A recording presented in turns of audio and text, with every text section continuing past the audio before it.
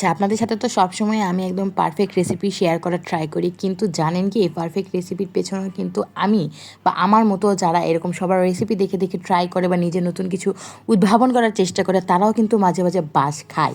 হ্যাঁ, তো কী বাস খাইছি তার জন্য কিন্তু পুরোটা ভিডিও আপনাদের স্কিপ না করে দেখে যেতে হবে।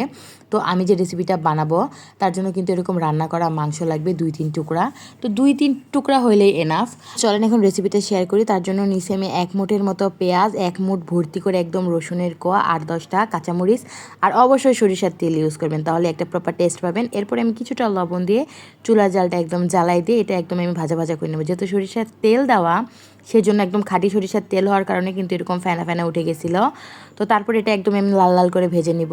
এটা কিন্তু একদম পোড়া পোড়া করা যাবে না, লাল লাল করে ভেজে নিলেই হবে। আর যখন দেখবেন যে রসুনটাও নরম হয়ে গেছে, পেঁয়াজটা নরম হয়ে গেছে, তখন বুঝবেন যেটা হয়ে গেছে।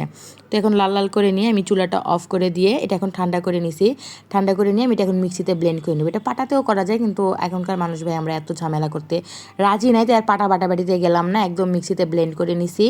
তারপরে চুলায় এখন একটা ফ্রাইং প্যান বসায়, সেখানে তেল দিয়ে এখন দিব কিছুটা জিরার ফোড়ন, শুধুমাত্র জিরার ফোড়নই দিব, অন্য কোনো ফোড়ন দিব না। তো জিরার ফোড়ন দেওয়ার পরে এখানে আমি যেই মানে পেস্টটা তৈরি করে নিয়েছিলাম মাংস আর পেঁয়াজের, সেই মাংসর পেস্টটা দিয়ে দেবো। দিয়ে শুধু কিছুই করব না, এটা ভাজা ভাজা করব।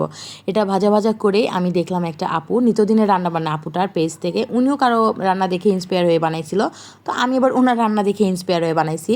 তো দেখলাম এরকম ভাজতে ভাজতে এটা এক সময় যে ঝুরা ঝুরা হয়ে উনি আসলে একটা চিকেন কাটলেট টাইপের শেপ দিতে পারছে, যদিও সেটা আমি পারিনি, জানি না আমার কি ভুল হয়েছে যার কারণে আমি ওই শেপটা দিতে পারি নাই। তো আমারগুলো একদম এরকম ঝুরা ঝুরা হয়ে গেছে।